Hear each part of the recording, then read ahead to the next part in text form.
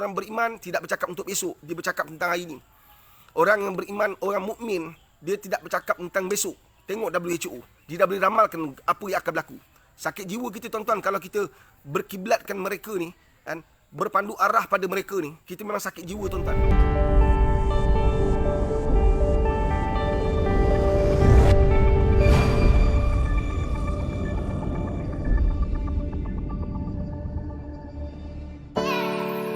Rasa yang lezat, aroma yang mempesonakan, penuh dengan khasiat semula jadi. Produk istimewa daripada Pak Riz.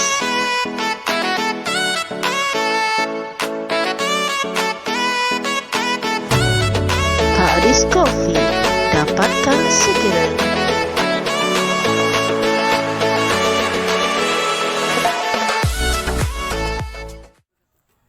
Sahabat, hari ini hari Jumaat.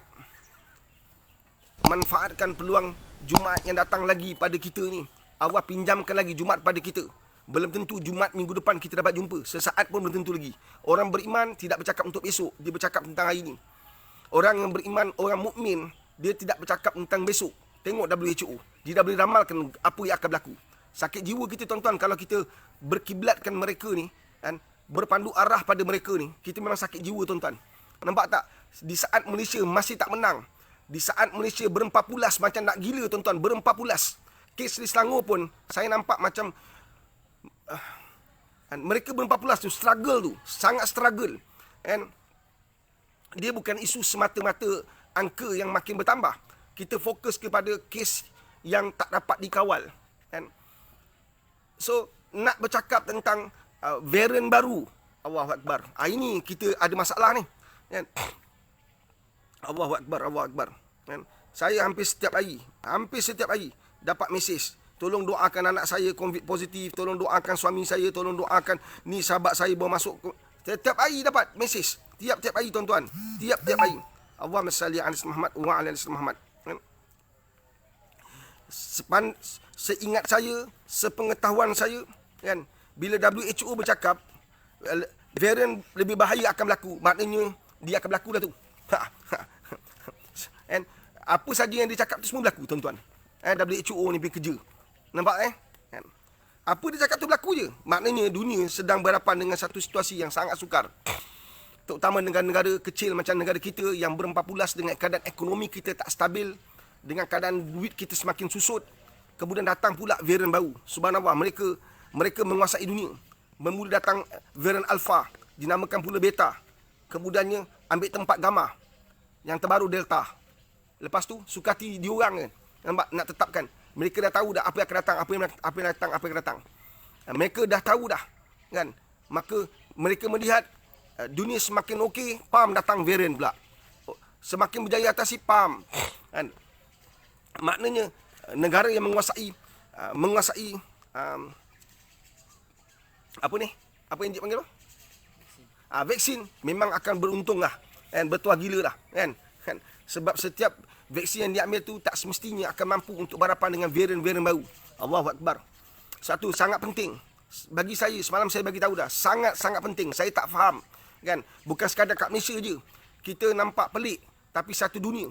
Negara-negara Islam macam bisu, macam pekak, macam lumpuh. Kita tak ada dengar negara-negara Islam duduk semeja. Paling tidak pun kan, satu pertemuan di alam maya kan, membicarakan tentang satu wabak besar melanda umat Islam khususnya OIC, negara Islam. Nak bincang tentang Islam lah. Takkan nak bincang tentang apa pula.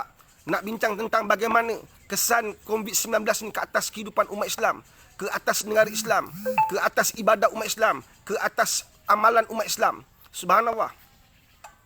Loh, kalau ditangkap lo, angkut dia lo.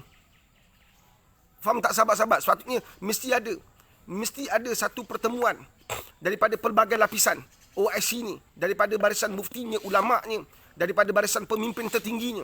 Ini adalah perkara yang sangat-sangat penting untuk kita faham hala tuju negara-negara Islam selepas ni. Kalau beginilah kata WHO, kan, akan datang varian baru. Saya tak nampak bahawa kita akan mampu menunaikan fardu haji dan umrah seterusnya selepas ni. Selepas tidak boleh menunaikan fardu haji pada tahun ini, kan, maka kemungkinan yang akan datang tidak akan berlaku. Nampak tak, kan? Subhanallah. Dan saya percaya semua ini dah confirm 100% ini semua adalah termasuk dalam perancangan Allah. Mereka percaya mereka merancang, tapi mereka terlupa. Kan? Semua ini termasuk dalam perancangan Allah Subhanahu Wa Taala. Kan? Allahu Akbar. Kan? Apa yang sedang berlaku ni semuanya termasuk dalam perancangan Allah SWT. Jadi kita umat Islam, saya bimbang. Saya sangat bimbang. Apa dia? Kalau kita tak manage betul-betul permasalahan ini, saya risau, saya bimbang, saya khawatir bahawa iman kita akan terlucut, terlondeh. Ini yang kita takut. Kita terikut-ikut gentak budaya, cara, kaedah orang lain menyelesaikan masalah. Dan antara paling kita bimbang, tuan-tuan, kan, ialah pengakhiran hidup dengan membunuh diri. Ini perkara yang sangat serius. Kerajaan percaya bahawa dengan sumbangan-sumbangan yang telah diberi akan selesaikan masalah. Kan? Tapi kami percaya, kita kat bawah ni percaya, perkara ini mesti dilakukan secara berterusan. Dia bukan sekadar dah bagi dah. Bukan. Kan? Manusia terus bergerak. Orang makan bukan sekampit beras. Kan? Mereka makan berhari-hari sepanjang hidup. Nampak tak?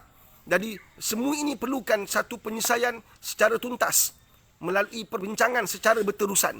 Itu penting. Kan? Kita mesti ada contingency plan di mana satu perancangan telah dibuat dan nampakkan hasil. Dia mesti ada next step, the next one. Mesti ada macam tu supaya kita faham, kan? Apa yang sedang kita lalui tidak ada nampaknya, tak ada nampaknya garisan pengakhiran. WHO dah bunyi akan datang varian baru yang lebih dahsyat, lebih ganas, yang akan memusnahkan semua apa yang telah kita buat. Ini sangat bahaya. Nampak tak, kan? Satu, saya nampak bahawa apa saja yang diusahakan oleh kerajaan ini akan berhadapan dengan satu situasi yang sangat sukar sebenarnya. Dan sebab kita sedang berhadapan dengan kita sedang struggle gila-gila, tuan-tuan. Tak nampak jalan. Kita tak nampak penyudahnya. Kan? Kita sedang berempat pulas. Di saat kita sedang berempat pulas, datang satu lagi varian baru. Sekarang kita cuba menyalahkan varian Delta akibat daripada angka yang berbelas-belas ribu sekarang ni. Kita menyalahkan bahawa varian Delta telah sampai ke Malaysia. Nampak tak? Sampai semua negeri dah ada varian Delta ni melalui pengesanan pesakit COVID positif ni. Subhanallah. Jadi varian Delta dah sampai, yang kita pun tengah berempat pulas, datang pula varian baru. Mereka terlalu pantas, tuan-tuan. Mereka terlalu pantas. Mereka tu wallahualam lah siapa. Kan? Subhanallah, cepat dia punya perkembangan tu cepat. Kalau tak ada tangan-tangan jahat, sebab tu umat Islam ni sangat penting. Sangat penting untuk kita kembali pada Allah SWT. Berulang-ulang kali saya bagi tahu, ini adalah perkara yang sangat-sangat penting, sangat-sangat mustahak, kan? Kita tak boleh menyerahkan segala-galanya kepada WHO untuk selesaikan masalah umat Islam. Rasa yang lazat, aroma yang mempesonakan, penuh dengan khasiat semula jadi. Produk istimewa daripada Pak Lis.